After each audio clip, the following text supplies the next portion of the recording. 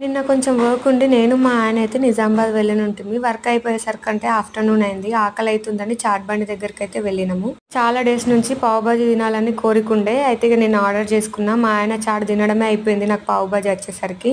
పెళ్ళికి ముందు నేను ఎక్కువగా ఇక్కడనే తినేదాన్ని. కానీ టేస్ట్ ఎందుకో అప్పటిలాగా లేదు. నాకైతే పావు బాజీ అస్సలు నచ్చలేదు. పైసలు బొక్క అనిపించింది. పానీపూరి అయితే యావరేజ్‌గా ఉంది. వెదర్ కూల్‌గా ఉందని మా బాబునైతే తీసుకెళ్ళలేదు మేము నిన్న. వాడికి ఏదైనా కొనుక్కపోదామని సూపర్ మార్కెట్‌కెళ్ళి కొన్ని వస్తువులైతే కొన్నాము. ఆ కొన్ని వస్తువులకే 600 బిల్ అయింది.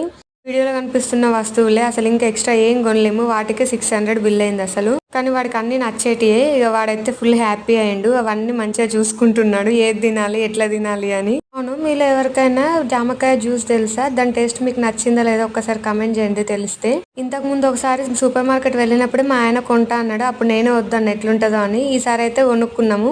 టేస్ట్ అయితే సేమ్ జామ పండు తిన్నట్టుగానే ఉంది. మంచి